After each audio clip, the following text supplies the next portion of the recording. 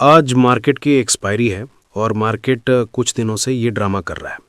ये gap down हुआ था, फिर ये गैप फिल हुआ, फिर नीचे आया, फिर सपोर्ट से वापस गया, फिर ये गैप अप हुआ, फिर ये गैप को फिल किया और ये फिर गैप डाउन हुआ और फिर ये वाले गैप को यहाँ पे फिल किया और आज फिर गैप डाउन हुआ। और गैप डाउन होने के बाद यहाँ पे ये गैप है, ये सपोर्ट है और पिवट के अकॉर्डिंग एक सपोर्ट 1 यहाँ है, सपोर्ट 2 यहाँ है। तो छोटे टाइम फ्रेम में जाएंगे तो 5 मिनट में हमें ये दिखेगा मार्केट गैप डाउन हुआ, नीचे आया, अपना लो काटा, यहाँ से एक फिर 5 मिनट पे ये वाला हैमर बना और फिर ये ऊपर गया और ये S1 जो कि एक रेजिस्टेंस पॉइंट है वहाँ पे जाके अटक गया। और वहाँ पे इसने क्या अपॉर्चुनिटी दी वो 1 मिनट के चार्ट में नज़र आएगा। ये है 1 मिनट का चार्ट।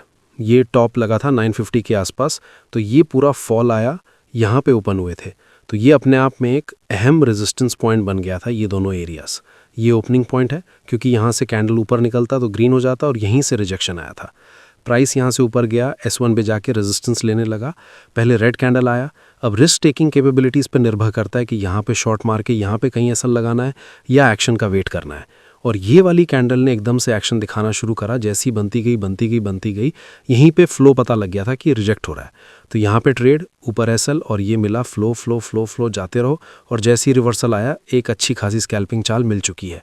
ऑप्शन में बहुत जल्दी पैसा बनता है। अब उसके बाद ये डबल बॉटम बनाए।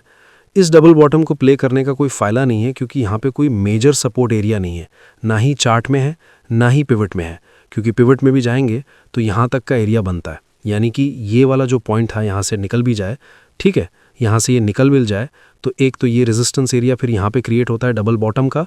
दूसरा, डिमांड सप्लाई के हिसाब से ये बीच में जो दो डोजी बनी है, ये दोनों, ये एरिया एक ऐसा एरिया जहाँ पे फंस सकता है प्राइस, और हमने देखा प्राइस एग्जैक्टली यहीं आके फंस गया। जिस जोन में आती ये रेड कैंडल आ गई, यहाँ पे शॉर्ट करके इसके ऊपर ऐसा लग सकता था और बहुत प्रोबेबिलिटी है धीरे धीरे काम करके और वापस ये S2 की तरफ बढ़ जाए। तो गिरती हुई मार्केट में, वीकनेस में, जब तक सपोर्ट पे पैटर्न ना बने, कन्विक्शन ना हो, तब तक इस टाइप के पैटर्न को प्ले करने का कोई फ़ायदा नहीं। यही पैटर्न अगर सुबह सीधा आके S2 पे बनता तो वहाँ से एक अच्छा मूव हमें यहाँ पे खेलने को मिल सकता था। तो इस तरीके से प्राइस एक्शन को अप्रोच करनी है और छोटे से मूव में भी हम पैसे लेके जा सकते हैं। यहाँ पे भी देखो ये रिजेक्ट हो गया ना इसके अंदर आते ही, तो इन चीज़ों का ध्यान रखना चाहिए प्राइस को पढ़ते समय। छोटे टाइम फ्रेम में बहुत जल्दी डिसीजन लेने होते हैं, तो क्लैरिटी होनी चाहिए कहाँ सपोर्ट और कहाँ अच्छा रेजिस्टेंस है। सुबह ही हमने बात करी थी कि ये जो बड़ी कैंडलों के बीच में दो डोजी है, ये एक सप्लाई जोन है और ये जो डबल बॉटम बना है इसको ट्रेड करने का कोई फ़ायदा नहीं है क्योंकि ये जोन में आके अटकने की बहुत ज़्यादा संभावना है। यहाँ पे लेके प्राइस पूरे दिन साइडवेज रहा और परेशान करता रहा।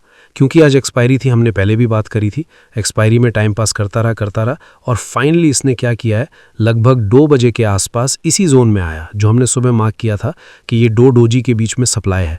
तो यहाँ पे आके फिर दोबारा इसने एक मौका दिया और हमने बात की थी कि अगर यहाँ से रिजेक्शन लेते हैं तो यहाँ S2 तक जा सकता है, और ये पूरा दिन तो टाइम पास करता रहा लेकिन S2 पे चला गया। इस एरिया में आने के बाद ये पूरा मूव मिला यहाँ पे 920 से 850, 70 पॉइंट की डाउन साइड, और उससे पहले ये वाला जो सपोर्ट 2 पे रिजेक्शन लिया था ये वाला। तो ये एक ट्रेड, ये प्राइस पैटर्न के अकॉर्डिंग, प्राइस रीडिंग के अकॉर्डिंग, प्राइस एक्शन के अकॉर्डिंग ये 2 ट्रेड ही बनी थी और ये बीच में सारा क्या था, टाइम बर्बाद। हालांकि मैंने कुछ गलतियां करी और इस बीच में कुछ ट्रेड लिए तो थोड़े से लॉसेस हो गए छोटे छोटे, और फिर इस वाली ट्रेड में कवर हो गए वो लॉसेस।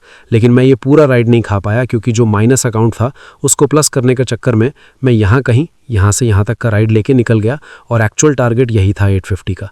यहाँ तक रुकते तो लगभग ऑप्शन में 30-40 पॉइंट और आते। ऑप्शन की मूवमेंट भी दिखाता हूँ कैसी हुई। यहाँ मैंने एंट्री ली थी, ये ठीक है, 75 पे एंट्री ली थी और यहाँ पे लगभग 80 के आसपास एंट्री ली थी और मैं यहाँ निकल गया लगभग, मतलब मैं 95 के आसपास निकला था। तो 79 की लगभग मेरी एवरेज थी और 95 पे मैं निकला था। 15-16 पॉइंट देख के मेरे लॉसेस कवर हो गए थे, तो मेरा अकाउंट ग्रीन हो गया था।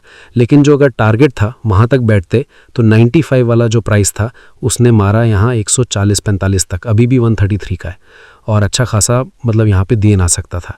तो इस तरीके से प्राइस एक्शन पे फोकस करके काम करना चाहिए। ये बीच में ना घुसना बेकार है, जैसे कि हाँ, ये डबल बॉटम भी काम करने का कोई फ़ायदा नहीं था क्योंकि ये सपोर्ट पे नहीं बना था, ना ही चार्ट के अकॉर्डिंगली कोई लेफ्ट साइड में सपोर्ट थी। ये रिजेक्शन पॉइंट था। यहाँ पे काम कर सकते थे क्योंकि एक्सपायरी था तो वो सीधा सीधा आया नहीं, उसने पूरा परेशान किया। हालांकि इस रिजेक्शन पॉइंट से भी उसने पैसे दिए और फिर दोबारा मौका मिला इसी जोन में आने के बाद शॉर्ट करने का और दोबारा इसने पैसे दिए। इस पूरे पीरियड में शांत बैठना था, लेकिन थोड़ी बहुत गलतियां हो जाती हैं। इंप्रूवमेंट की बहुत जगह रहती है। एक ट्रेडर की लाइफ में बार बार गलतियां करता है और बार बार सीखता है। तो ये प्राइस पैटर्न के कुछ इंपॉर्टेंट पहलू जो हमने अभी सीखे।